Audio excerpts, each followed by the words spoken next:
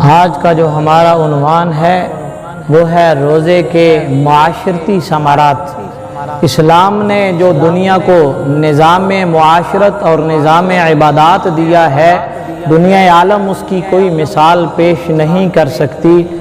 جب نبی کریم صلی اللہ علیہ وآلہ وسلم ظاہری طور پر دنیا کے اندر جلوہ گر نہیں ہوئے تھے، اگر اس دور کی آپ تصویر دیکھ لیں تو آپ کانپ جائیں کہ وہ کیا نظام تھا کہ جب ایک بیٹا اپنی ماں کے گلے میں رسی ڈال کے منڈی میں جا کے بیچ آتا تھا، نبی کریم صلی اللہ علیہ وآلہ وسلم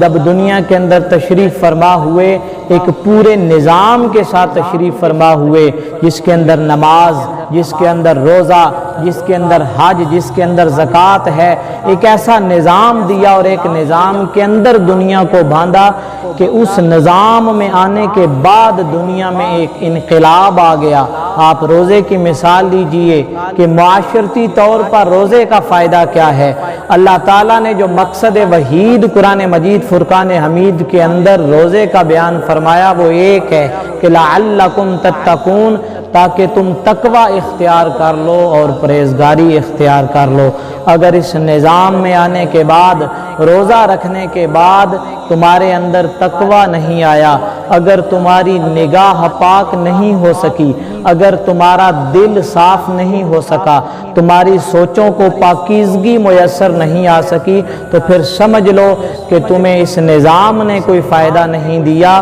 نظام معاشرت اسلام کے نظام عبادات کا بنیادی جز ہے کہ یہ عبادات کرنے کے بعد تقوی اور للہیت تمہیں نصیب ہو۔ اگر اس کی عملی مثالیں دیکھنا چاہتے ہو تو جاؤ وہ زمانہ ڈھونڈ کے لاؤ کہ جب